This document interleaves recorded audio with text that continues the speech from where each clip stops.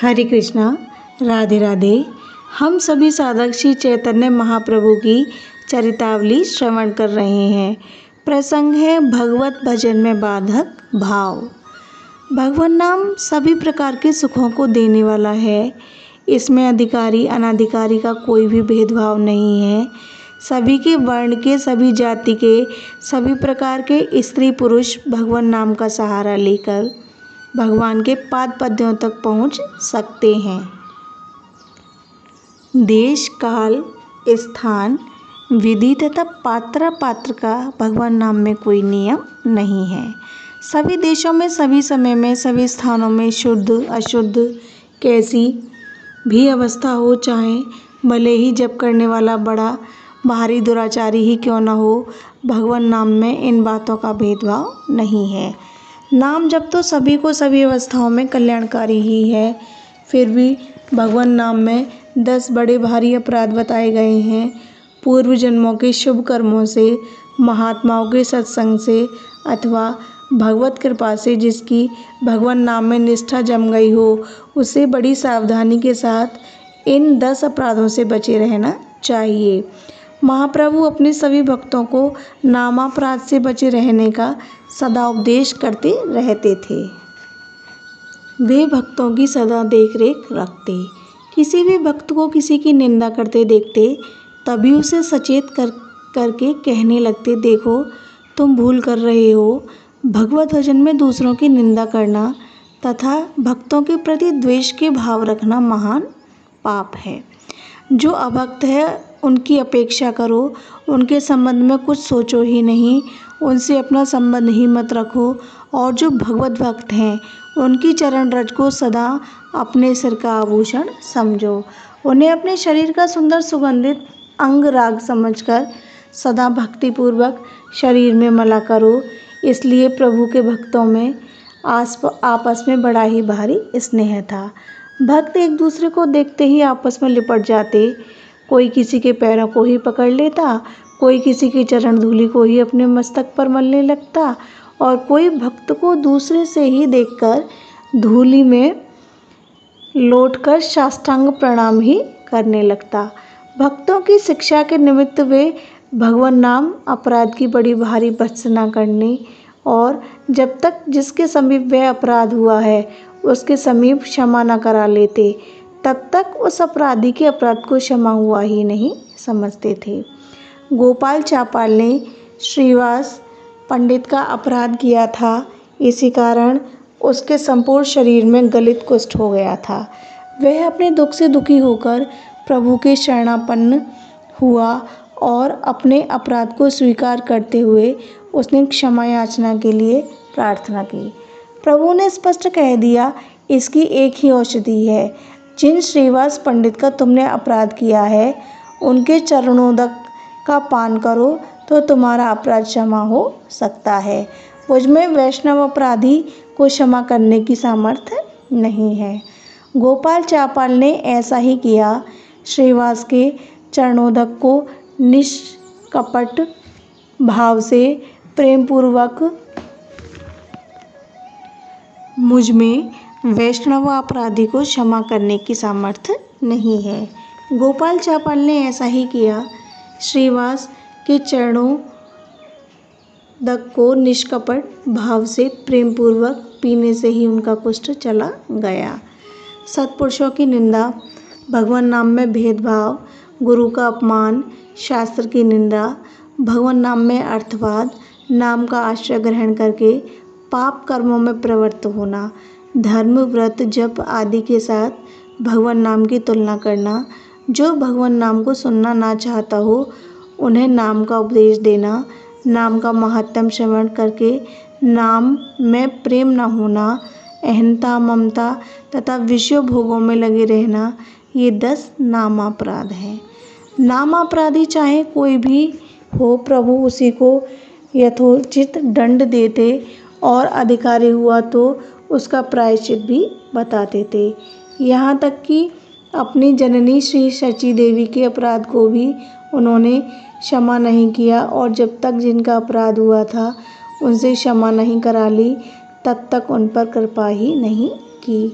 बात यह थी कि महाप्रभु के ज्येष्ठ भ्राता विश्वरूप जी अद्वैताचार्य के ही पास पढ़ा करते थे।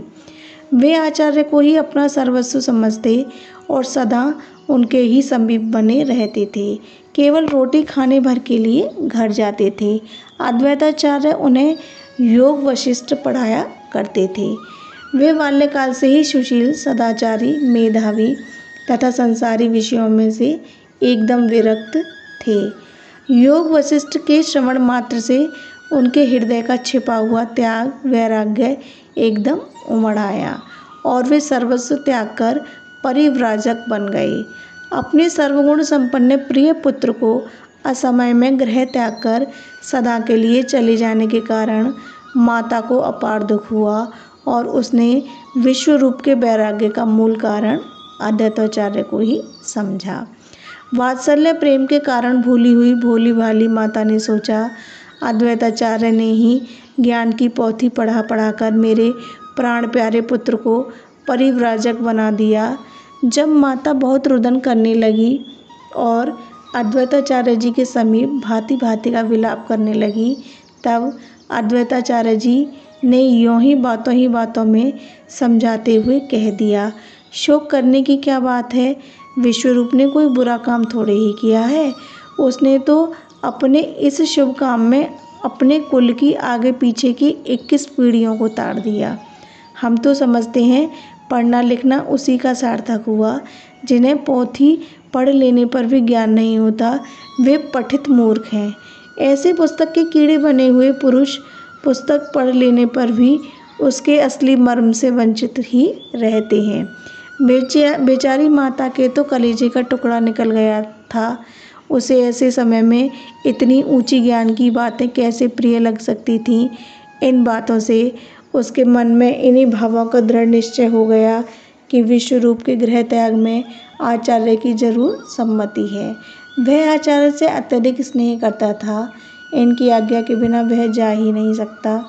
इन भावों को माता ने मन में ही छिपाए रखा, किसी के सामने उन्हें प्रकट नहीं किया।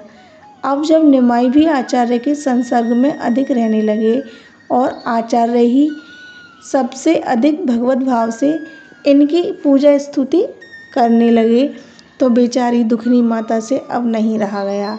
कहावत है, दूध का जला छाछ को भी फूंक फूंक कर पीता है। माता का हृदय पहले से ही घायल बना हुआ था। विश्वरूप उसके हृदय में पहले ही एक बड़ा भारी घाव कर गए थे। वह अभी पूरने भी नहीं पाया था कि निमाई भी उसी के पथ का अनुसरण करते हुए दिखाई देने लगे। निमाई अब भक्तों को छोड़कर एक क्षण भर के लिए भी संसारी कामों को करना पसंद नहीं करते। वे विष्णु प्रिया जी से अब बातें ही नहीं करते हैं। सदा भक्त मंडली में बैठे हुए श्री कृष्ण कथा ही कहते सुनते रहते हैं। नाती का मुख देखने के लिए उतावली बैठी हुई माता को अपने पुत्र का ऐसा बर्ताव रुचिकर प्रतीत नहीं हुआ। इसके मूल में भी उसे आचार्य अद्वैत का ही हाथ दिखने लगा। माता अब अपने मनोगत भावों को अधिक न छुपा सकी। उनकी मनोव्यथा लोगों से बातें करते करते आप ही हृदय को फोड़कर बाहर निकल पड़ती। वे आंसू बहाते बहाते अधीर होकर कहने लगती, इन वृद्ध आचार्य को मुझ दुखनी विधवा के ऊपर दया भी नहीं आती। मेरे एक पुत्र को तो इन्होंने सन्यासी बना दिया। मेरे पति मुझे बीच में ही धोखा देकर सदा के लिए चल बसे। मुझ बिलखती हुई दुखनी के ऊपर इन्हें तनिक भी दया नहीं आती। अब मेरे जीवन का सहारा, मुझे अंधी की एकमात्र आधार लकड़ी यह निमाई ही है। इसे छोड़कर मेरे लिए सभी संसार सूना ही सूना है। मेरे आगे पीछे बस यही एक आश्रय है। इसे भी आचार्य सन्यासी बनाना चाहते हैं। सदा इसे लेकर कीर्तन ही करते रहते हैं। मेरा निमाई कितना सीधा है। अद्वैताचार्य ने और उनके साथी भक्तों ने उसे ईश्वर बता बताकर विरक्त बना दिया है। वह घर की ओर कुछ ध्यान ही नहीं देता, सदा भक्तों के ही साथ घूमा करता है। माता की इन बातों से श्रीवास आदि भक्तों को तथा अद्वैताचार्य जी को मन ही मन बहुत दुख होता है। प्रभु भी भक्तों के मनोभावों को ताड़ गए। भक्तों को शिक्षा देने के निमित्त प्रभु ने माता के ऊपर कुछ क्रोध प्रकट करते हुए उस वैष्णव निंदा रूपी पाप का प्रायश्चित किया। एक दिन प्रभु भगवदावेश में भगवान मूर्तियों को एक ओर हटाकर भगवान के सिंहासन पर आरूढ़ हुए और उपस्थित सभी भक्तों से वरदान मांगने के लिए कहा। भक्तों ने अपनी अपनी इच्छा अनुसार, किसी ने अपने पिता की दुष्टता छुड़ाने का, किसी ने स्त्री की बुद्धि शुद्ध हो जाने का, किसी ने पुत्र का और किसी ने भगवत भक्ति का वर मांगा। प्रभु ने आवेश में ही आकर सभी को उनका अविष्ट वरदान दिया। उसी समय श्रीवास पंडित ने अति दीन भाव से कहा, प्रभु, ये शची माता सदा दुखनी ही बनी रहती है। ये दुख के कारण सदा अश्रु ही बहाती रहती है।